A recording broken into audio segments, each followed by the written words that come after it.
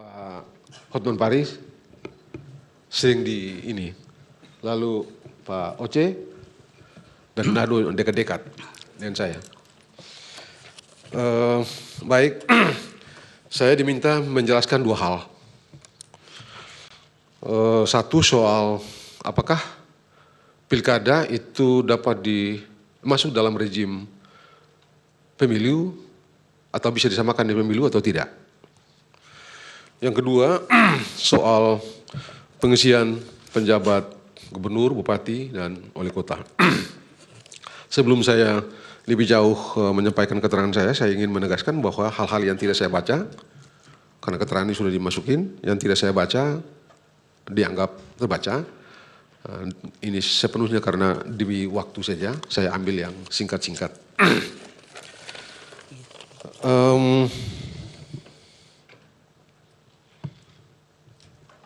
Saya ingin mulai dengan penegasan bahwa di putusan Mahkamah Konstitusi yang paling terakhir, di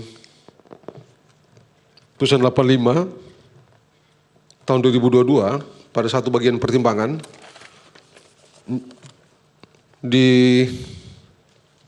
kalau bisa disingkatkan,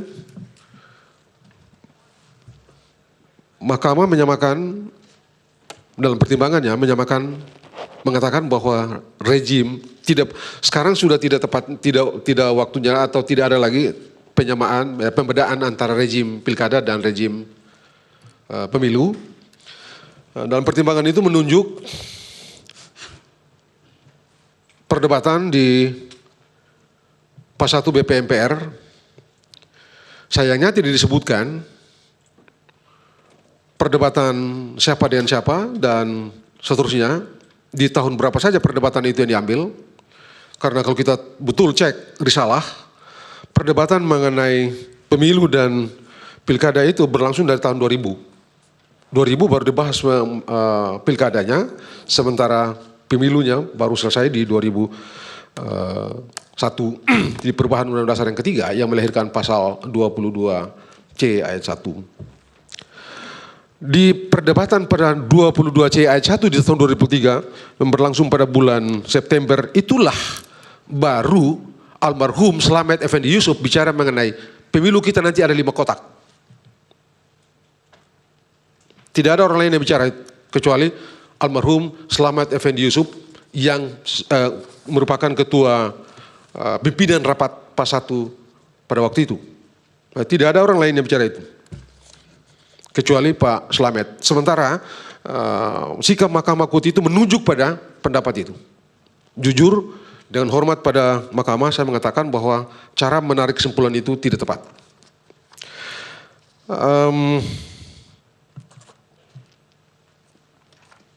Lalu kemudian saya bicara mengenai,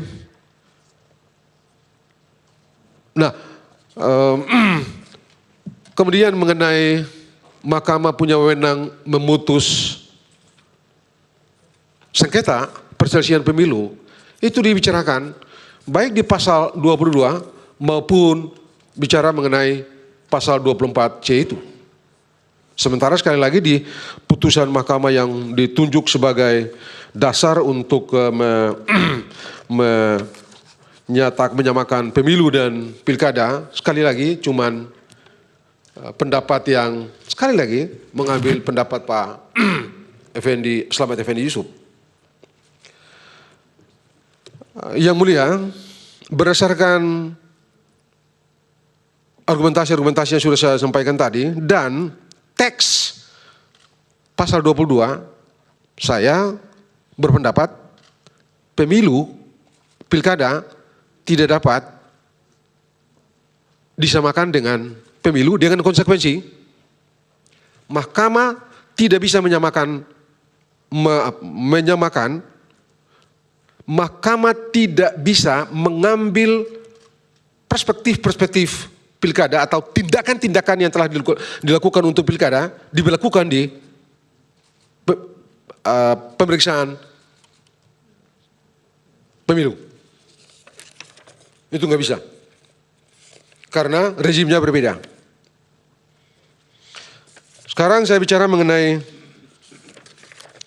pengangkatan penjabat. Saya cukup percaya bahwa majelis ini paham, tidak ada satu kata pun dalam Undang-Undang nomor 10 tahun 2016 itu yang mengatur tentang cara menemukan siapa yang akan jadi pejabat. Bagaimana pula mereka itu diproses untuk diangkat menjadi pejabat. Satu. Yang kedua, di undang-undang ini juga pun tegas mengatur, tidak ada satu teks pun yang mengatur bahwa presiden mesti bikin PP. Enggak ada. Dan itu sebabnya dalam kenyataan, dalam praktek, sebelum putusan mahkamah yang saya sebutkan terakhir itu tadi, kan sudah ada dilakukan pengangkatan sejumlah pejabat terlebih dahulu.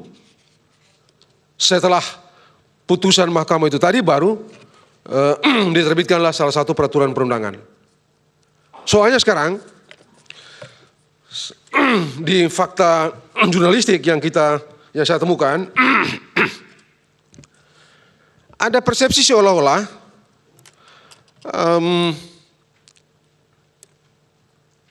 pengangkatan penjabat-penjabat itu tidak sah karena tidak ada peraturan pemerintah. Padahal satu tadi undang-undang tidak memerintahkan pembentukan peraturan pemerintah. Mahkamah sendiri tidak memerintahkan pembentukan peraturan pemerintah. Yang mahkamah nyatakan itu pun dalam pertimbangan peraturan perundangan. Jadi sejak kapan peraturan perundangan itu sama dengan atau hanya menunjuk peraturan pemerintah? Konsekuensinya, saya berpendapat secara hukum sah. Presiden misalnya terbitkan PP misalnya, kalau dia mau, atau Perpres, kalau dia tidak terbitkan itu, apa yang dilakukan sekarang ini, saya berpendapat sah, yaitu peraturan Menteri Dalam Negeri nomor 4 tahun 2023 sebagai dasar untuk memproses pengangkatan penjabat gubernur, bupati, dan wali kota. Apa mana hukum dari peraturan itu? Saya menyatakan, saya berpendapat bahwa kalau saja ikut teks undang-undang, maka presiden bisa menggunakan, saya cukup percaya, yang mulia faham, bisa menggunakan diskresi presiden. Bisa menggunakan doktrin implied power atau implied authority untuk mengangkat siapa pejabat-pejabat itu. Penjabat-penjabat itu. Tapi ini tidak. Dibentuklah peraturan Menteri Dalam Negeri nomor 4 tahun 2003, di situ diatur bagaimana cara menemukan calon penjabat-penjabat itu dan bagaimana cara memperoleh siapa yang paling terakhir untuk diangkat menjadi penjabat. Diusulkan oleh DPRD atau diusulkan juga oleh Menteri Dalam Negeri. 3, dirapatkan dengan instansi yang terkait dan ditunjuk dalam pasal 3 PP 4 2023 itu. Setelah itu dibawa ke presiden baru di SK-kan. Bagi saya itu valid. Kalau kita mau keluar ke politiknya, legitim. Sementara saya sendiri berpendapat sesuatu yang valid dengan sendirinya legitim. Valid itu konsep hukum, legitim itu konsep politik. Sekurang-kurangnya sosiologis. Apa kaitan, apa hubungan sekarang soalnya adalah, apa hubungan penjabat-penjabat yang diangkat itu dengan presiden? Hubungan hukum, bukan hubungan politik. Hubungan atasan dan bawahan. Apa konsekuensinya? Presiden berdasarkan doktrin implied authority berhak memberhentikan penjabat itu kapanpun bila dia menilai tindakan pemerintahan dilakukan oleh sang pejabat bertentangan dengan hukum atau tidak sesuai dengan tujuan pengangkatannya. Salahkah? Tidak.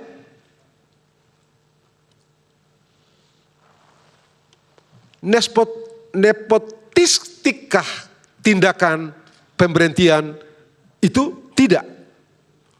Saya berpendapat tidak. Yang mulia, itulah inti dari pandangan saya soal pengangkatan pejabat. Yang terakhir, saya mau menutup dan saya paham karena keterangan tertulis saya sudah disampaikan, saya yakin yang mulia sudah membaca. Saya cuma ingin menegaskan satu hal terakhir ini, Profesor Saldi. Putusan mahkamah ini pada tahun 2014 nomor 97 nomor 97 tahun 2013 dan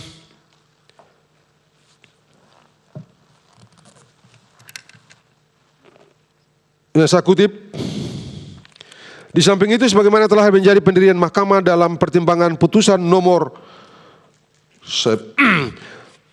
2014 nomor 1 dan 2 tanggal 13 2014 tanggal 13 2014 sebagaimana telah dikutip di atas, mahkamah menyatakan kewenangan lembaga negara yang secara limitatif ditentukan dalam Undang-Undang Dasar tidak dapat ditambah atau dikurangi oleh undang-undang maupun bentuk oleh undang-undang maupun putusan Mahkamah Konstitusi.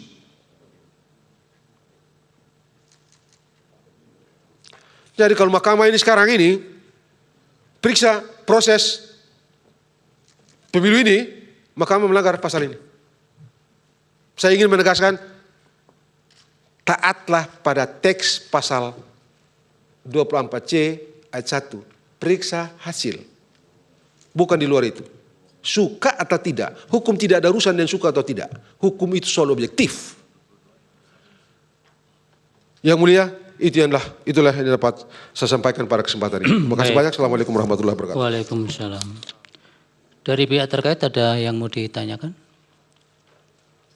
Ada dua penanya. Pertama Pak Oto Hasibuan, nanti saya menyusul. Terima kasih Yang Mulia. Saya ada 3 pertanyaan kali ini. Kepada saudara saksi ahli, terus terang memang persoalan yang sangat serius di dalam persidangan ini adalah ada beberapa hal, terutama tentang kewenangan daripada Mahkamah Konstitusi. Oleh karena itulah kami mengajukan tadi ahli pertama Pak Khoir untuk membicarakan tentang dari tinjauannya dari secara teoritis, dan sekarang kita ajukan ahli sebagai ahli untuk membicarakannya itu dari sudut pandang empiris. Ternyata memang tujuan hukum yang disampaikan oleh Gustav Rahbruch tentang kepastian hukum, tentang keadilan dan kemanfaatan itu sampai sekarang masih tetap bergejolak dan tidak pernah secara bulat mencapai titik temu. Sehingga harus diambil sikap-sikap tertentu untuk hal itu dalam prakteknya. Persoalan tentang kewenangan berwenang atau tidak sudah jelas kita atur bahwa adanya pertentangan adalah kalau ada hukum positif yang sudah mengatur secara legalitas, apa masih memungkinkan Mahkamah Konstitusi bisa mengambil alih perkara tersebut.